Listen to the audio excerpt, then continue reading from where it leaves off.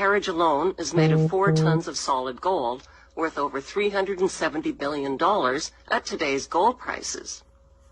The Bank of England Nominees Limited was established to hide the Queen's investments. Secrecy about her wealth protects her. Government and banking officials inform the Queen about where to invest her wealth. That's called insider trading, and it's illegal. But the Queen gets away with it scot-free. Why? Because she's the Queen, and she's immune to prosecution. The Queen owns more than 300 residences, including castles and palaces, crown jewels, over 27,000 masterpieces, prize racehorses, and a fleet of Bentleys and Rolls-Royces.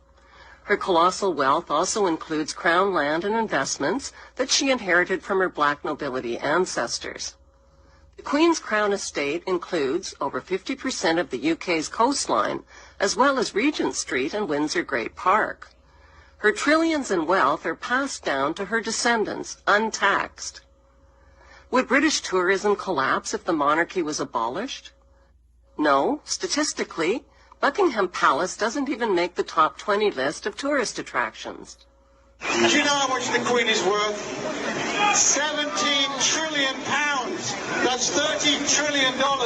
She could end world hunger and poverty tomorrow. Besides insider trading and tax-free income, the slave trade and drug trade.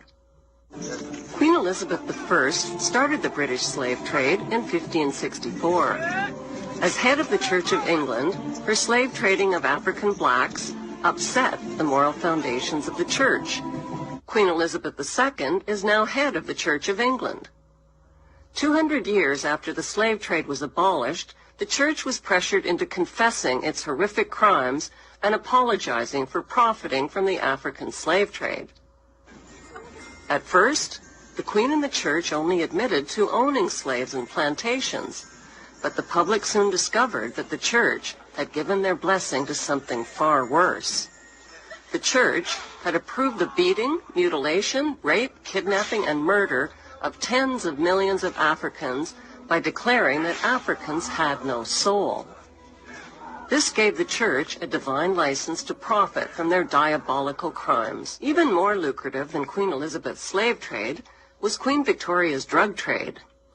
Opium was grown and manufactured in the British-owned opium factories of British India. China banned the importation of opium, but once the British monarch secured a drug trade monopoly, over 17,000 illegal chests of opium worth millions were forced onto the Chinese population. The British waged 3 drug wars on China to force them to pay for the illegally imported opium.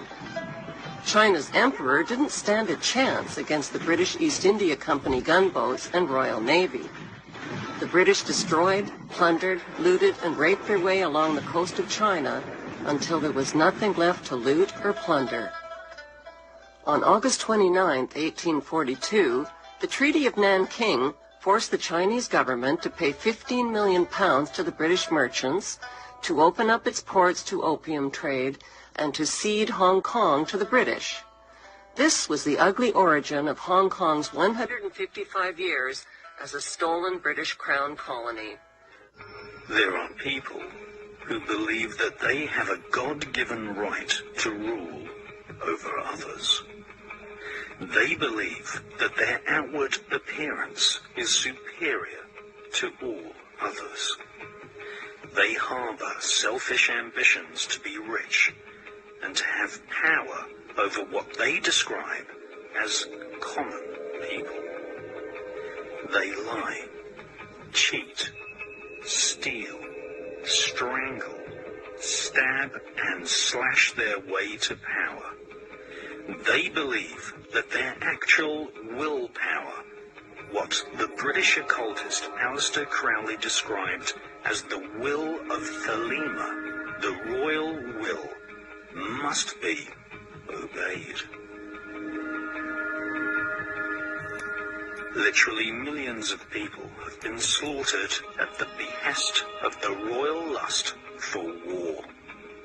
And thousands of people have been assassinated so that demonic dukes and killer queens can reign supreme.